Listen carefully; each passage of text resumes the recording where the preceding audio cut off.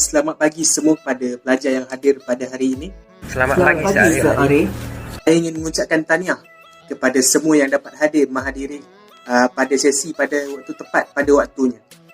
Baiklah, sebelum kita memulakan sesi ini, marilah kita menadah tangan dan berdoa supaya sesi yang dijalankan ini memberikan manfaat kepada kita semua. Siapakah di antara kamu semua yang sukarela untuk memimpin bacaan doa untuk kali ini? Boleh tak saya nak memimpin bacaan doa, Sir? Bagus. Boleh saya tahu nama kamu? Nama saya Ahmad Afifuddin bin Marha. Baiklah, Afif, boleh teruskan dengan bacaan doa? Marilah teman-teman, kita berdoa mengikuti cara masing-masing. Bagi yang beragama Islam, marilah kita mulakan dengan bacaan Al-Fatihah. Bismillahirrahmanirrahim. Bismillahirrahmanirrahim. Alhamdulillahirabbil alamin. Ar-Rahmanir-Rahim. Maliki yaumiddin. Iyyaka na'budu wa iyyaka nasta'in.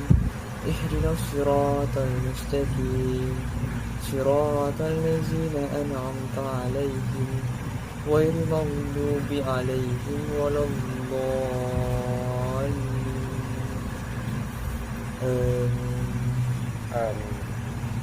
Terima kasih kepada Afif atas pimpinan bacaan doa sebentar tadi.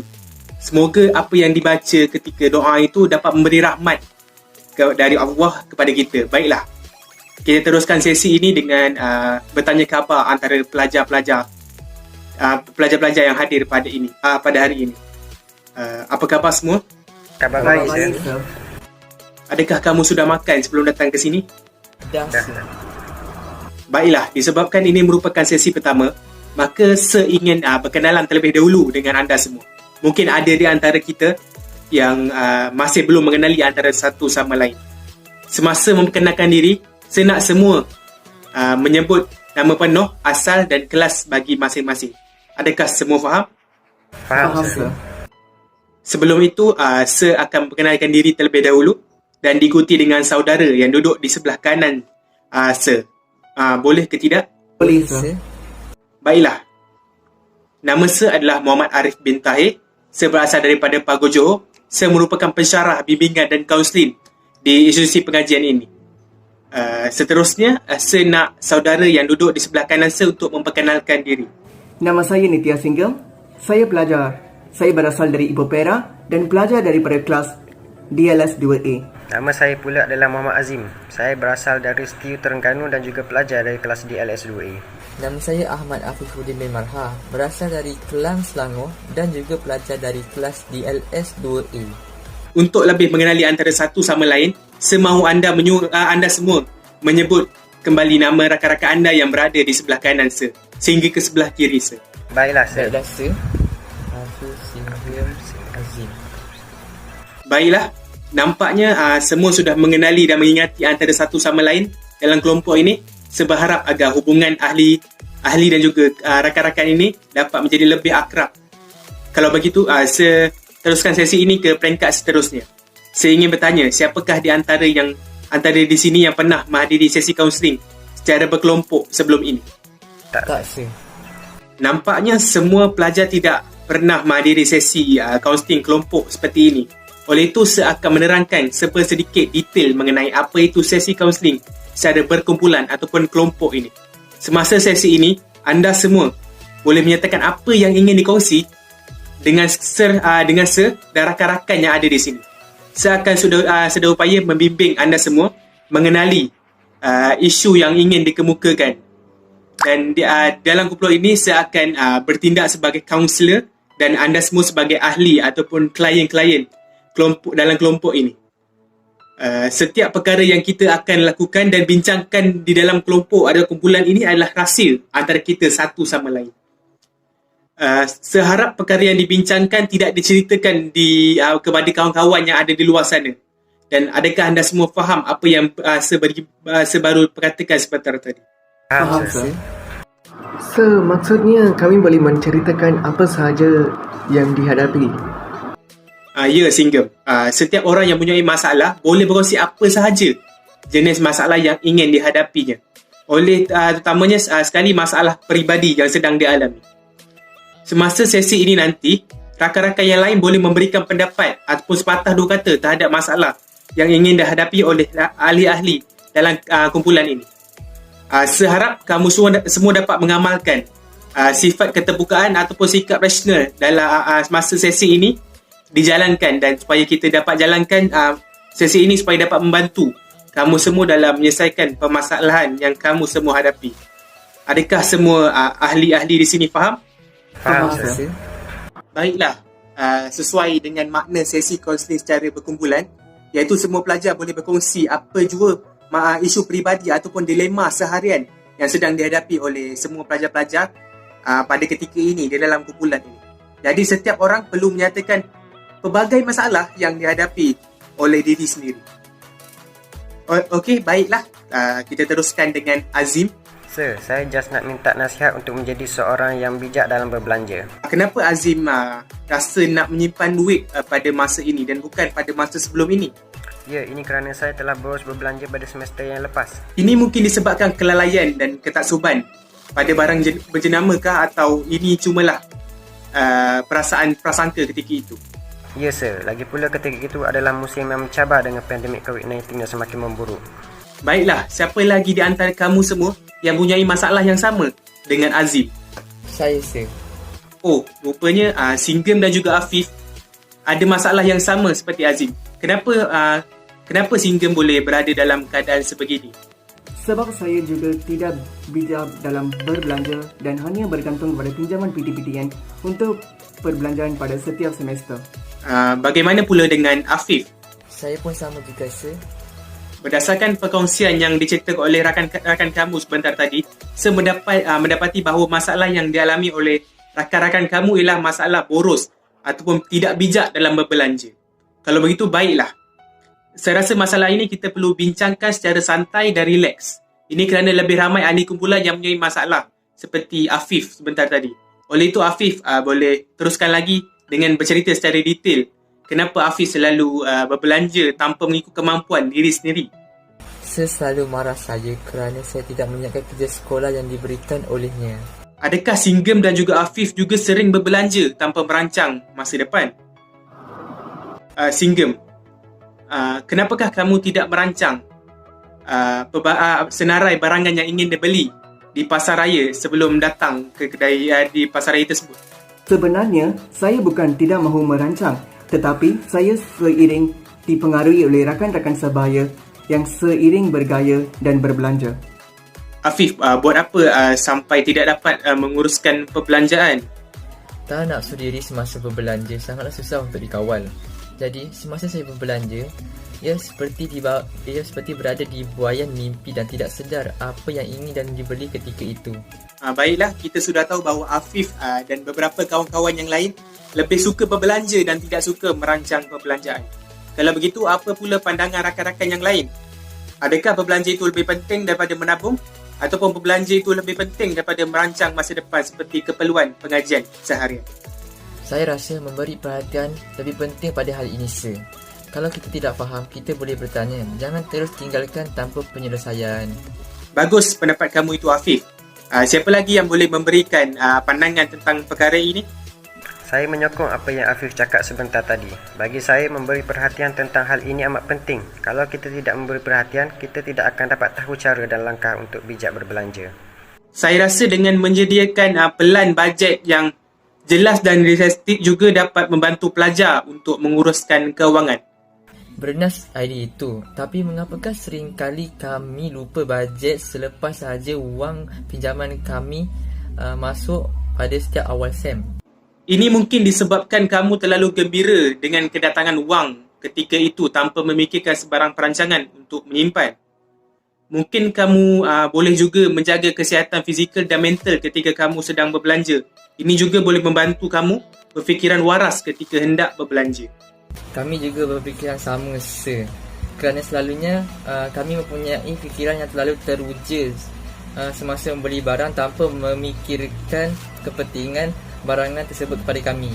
Baiklah, tadi Singgam sudah mendengar pandangan daripada beberapa rakan-rakan Singgam kan?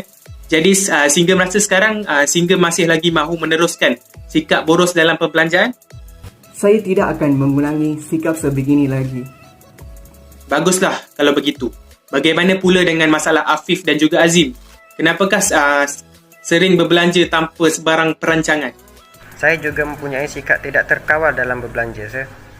Saya pun sama, Sir. Bagaimana boleh tidak terkawal? Bukankah sifat itu boleh dikawal disebabkan sifat itu adalah sifat yang muncul secara lahiriah dan bukan secara semula jadi? Ini kerana saya tidak dapat membezakan barangan keperluan dan barangan kehendak ketika berbelanja. Oh, begitu. Setiap kali berbelanja mungkin kamu tidak dapat membezakan atau ketika hanya dalam waktu yang sementara atau waktu yang itu ada keadaan yang special sahaja. Tidak juga, Sir. Kadang-kadang kami berbincang dan bekerjasama untuk membeli barangan di pasaraya supaya kos perbelanjaan dapat disukat. Alhamdulillah. Nampaknya kamu ada perancangan dan langkah-langkah untuk menjimatkan wang ketika membeli barangan di kedai ataupun pasaraya. Walaupun kebanyakan masalah kewangan berasal daripada ketasuban atau obses kita terhadap berbelanja. Sebenarnya kami pun tidak menyangka bahawa dalam sesetengah keadaan kami masih boros berbelanja walaupun sudah membuat perancangan awal. Tapi apakah perkara yang membuatkan kamu boleh berada dalam situasi begini walaupun tahu dan mengerti cara untuk menguruskan kewangan seharian? Ini mungkin disebabkan keadaan itu berlaku ketika kami memiliki jumlah wang yang berlebihan. Okey, faham. Boleh ceritakan lebih perinci bilakah masa perkara ini sering terjadi? Sebenarnya, kami mula boros apabila memperoleh wang pinjaman iaitu PDPTN masuk ke dalam akaun kami. Wang tersebut membuatkan kami lupa diri dan mula membelanjakan tanpa had. Tapi mengapakah kamu tidak memindahkan wang itu pada ibu bapa ataupun penjaga kamu selepas saja wang itu dimasukkan ke dalam akaun bank kamu ketika itu? Dengan cara ini juga, kamu juga dapat menyekat sebarang perbelanjaan daripada berlebihan.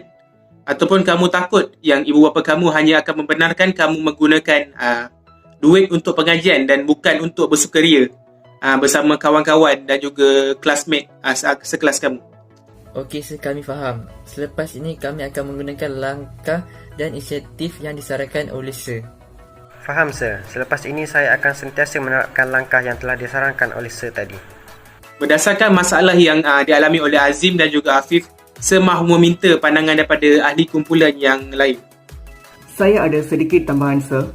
Kami berbelanja bukan semata-mata untuk memuaskan keinginan, tetapi kami juga membeli barangan keperluan dapur dan makanan ringan yang berkurangan, sama ada di rumah ataupun asrama. Bagus pandangan yang diberikan oleh rakan-rakan kamu sebentar tadi. Betul kata-kata ahli dalam kumpulan ini. Kita hendaklah berjimat, cermat dalam berbelanja dan merancang kewangan yang sedia ada. Kita kena memberikan tumpuan sepenuhnya semasa berbelanja supaya sifat boros dapat dihindarkan dan disingkirkan. Baiklah, siapa lagi yang ingin memberikan pandangan ataupun sepatah dua kata selepas ini? Tak, Sir. Singgah, apa pandangan kamu tentang pandangan rakan-rakan kamu sebentar tadi? Saya rasa betul apa yang kawan-kawan cakap. Mungkin disebabkan pengaruh rakan sebaya, saya tidak dapat memilih barangan keperluan yang saya perlukan. Situasi ini membuatkan saya sukar membuat keputusan untuk memilih barangan berbelanja sehingga menyebabkan saya tidak dapat menguruskan kewangan. Nampaknya Singgah sudah mengambil keputusan untuk menghadapi permasalahan yang dihadapinya. Baiklah, saya rasa semua permasalahan yang dihadapi oleh ahli-ahli dalam kumpulan ini sudah diselesaikan. Sebelum itu, saya nak minta setiap ahli untuk bagi rumusan masing-masing sebelum kita akhirkan sesi kaunseling ini. Bermula daripada Singgah. Baik, Sir. Saya ucapkan terima kasih kepada semua yang membantu saya untuk menangani masalah yang saya hadapi. Jadi, saya harap selepas ini saya akan kikiskan sikap boros saya dan mula berbelanja dengan bijak serta merancang perbelanjaan dengan lebih sistematik. Saya juga begitu. Harapnya selepas ini saya mampu untuk memberikan fokus kepada perbelanjaan harian saya supaya dapat dikawal. Terima kasih kawan-kawan kerana sudi membantu saya mencari jalan penyelesaian masalah yang dihadapi. Saya nak ucap terima kasih kepada Sir dan rakan-rakan sebab bagi peluang kepada saya untuk menceritakan masalah dan memberi serba sedikit nasihat kepada saya. Nampaknya sesi yang telah kita lakukan selama lebih kurang beberapa setengah ataupun kurang daripada setengah jam, ini telah memberikan sesuatu yang baru kepada kita semua. Sebelum kita mengakhiri sesi kita pada kali ini, saya ingin merumuskan apa yang berlaku daripada awal sesi tadi. Singgam, Afif dan juga Azim mempunyai masalah menabung yang serius dan ramai orang pada masa kini mengalaminya.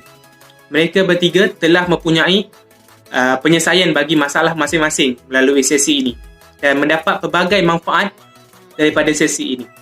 Yes, sir. Masa kelihatan telah mencerbui kita.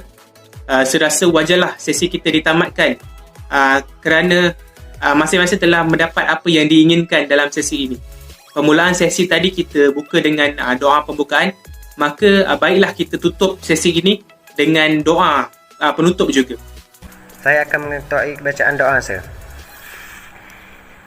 Subhanakallahumma wa bihamdika asyhadu an la ilaha illa anta astaghfiruka wa atubu ilaik. Wal innal insana lafi khusr illa allazina amanu wa amilus solihat wa tawassaw bil haqqi wa tawassaw bis sabr. Semoga sesi yang kita telah jalankan ini memberi banyak manfaat dan faedah serta kebaikan kepada semua. Jadi anda semua mempunyai masalah lagi pada masa depan, maka kehadiran anda di sini amat-amat dialukan. Baik, Sir. Terima kasih kepada semua kerana memberikan kerjasama yang penuh sepanjang sesi ini. Sekian, terima kasih. Terima kasih, Terima kasih, Sir. Sir.